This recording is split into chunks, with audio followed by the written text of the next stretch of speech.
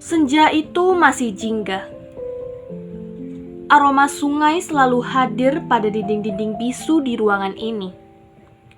Istana dengan segala kemegahannya yang dibangun dengan pertaruhan darah dan air mata. Tijah. Suara seorang lelaki memanggilku dengan sederhana. Aku sangat senang dipanggil dengan sebutan itu. Bersahaja. Meski nama sebenarku Sultanah Khadijah binti Daeng Pirani, yang lebih dikenal dengan nama Daeng Tijah atau Tengku Puan. Nama yang penuh dengan simbol-simbol identitas kekuasaan di tanah Melayu ini. Terasa merakyat. Ungkapku saat salah satu inang di istana menanyakan alasan penyebutan itu. Beban berat menyandang nama-nama beraroma strata. Sultanah, Daeng, Tengku, Puan. Semuanya memiliki cerita sejarah tersendiri. Dengan dipanggil Tijah, seperti ada kebebasan diriku sebagai seorang perempuan.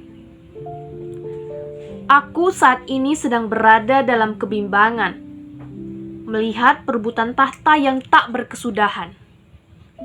Tambahku. Aku ingin bebas seperti perempuan lain yang bisa menikmati keperempuanannya.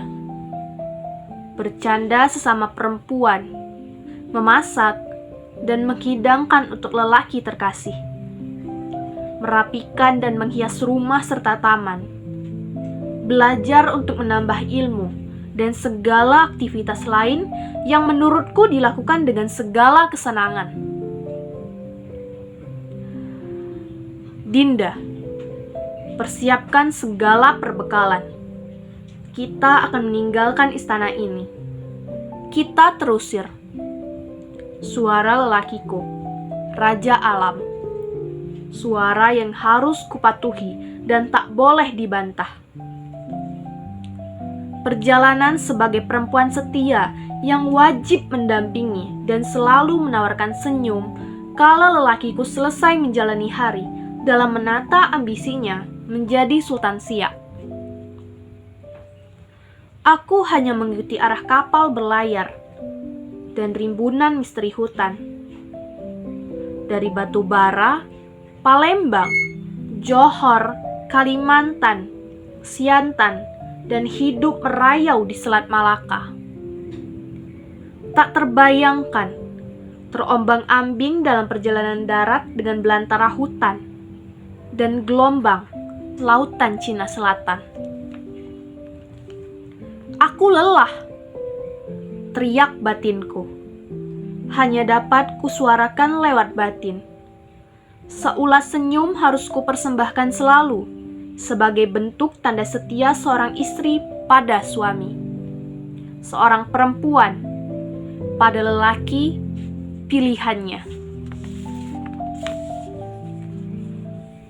Entahlah, batinku kembali mempertanyakan, apakah begitu para lelaki ketika sudah berkeinginan nak berkuasa?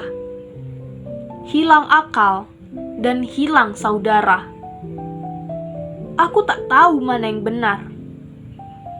Apakah pada Raja Alam, lelakiku, atau Tengku Buang Asmara, adik iparku? Tak terpikirkah Kanda Raja Alam untuk berdamai dengan Tengku Buang Asmara? Tanyaku kala perahu yang membawaku membelah hamparan biru lautan Selat Malaka. Masih perlukah Kanda ulang-ulang alasan mengapa Kanda melakukan ini? Jawabannya tetap sama. Karena marwah. Sampai saat ini masih terngiang di telinga Kanda bagaimana ucapan ayahanda Sultan Abdul Jalil Rahmat Shah. Barang siapa yang hidup, itulah anak kita. Kanda ingin membuktikan bahwa Kandalah anak yang hidup itu. Tegasnya, dengan menggenggam tangan, seerat menggenggam butiran batu yang terburai menjadi pasir. Nada tegasnya membuatku dalam situasi antara kagum dan bimbang. Kagum akan prinsip hidupnya. Bimbang karena hari-hari yang dilalui sejak terusir dari istana hanya ada dendam dan dendam. Tijah, bersiaplah, kita akan ke Siak. Kalimat seperti itu berarti aku harus bergegas. Aku takkan membantah. Aku bersama pengikut setia akan menyiapkan segala detail untuk melanjutkan pelayaran menuju tempat yang akan dituju.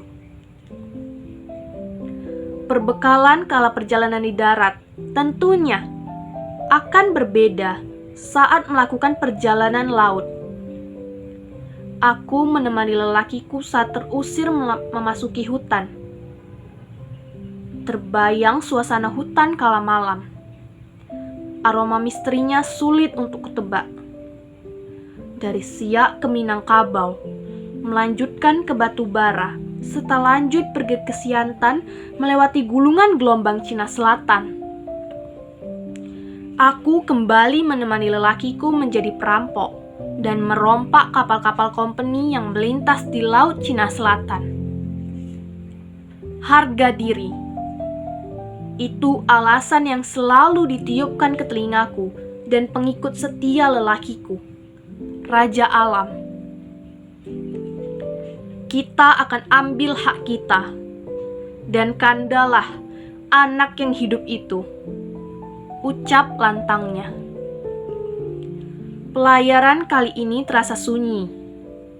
Angin amarah seperti mengitari layar yang berkibar di ombang-ambing lautan Cina Selatan. Gelombangnya mengikuti irama ambisi lelakiku. Menuju Siak, kota yang pernah menjanjikan untuknya. Kota yang pernah mengusir dirinya sebagai lelaki bermartabat dan anak yang setia membela keluarga. Fajar ringsing menyambut di Siak. Berita tentang pengkhianatan di atas pengkhianatan kembali terdengar. Cis, busuknya permainan. Tuan Van Drik Hansen terbunuh oleh Said Umar dengan keris jambu awan. Benar-benar licik. Siasat memberikan barang persembahan dalam peti-peti berkain sutra, ternyata berisi keris dan sondang. Aku menyaksikan teramat sangat kecewa dari lekuk indera tubuh lelakiku. Tragedi guntung bagiku, meninggalkan kesan teramat. Siasat yang telah disusun lelakiku menjadi poranda karena khianat. Sudah kuingatkan Van Drik Hansen, jangan pandang rendah orang Melayu. Panjang lebar kudengarkan lelakiku meluahkan kekesalannya. Berharap kemenangan sudah di ujung mata, tapi sekilas lesap dalam genggaman. Tijah, tersentak aku dalam lamunan tragedi pilu.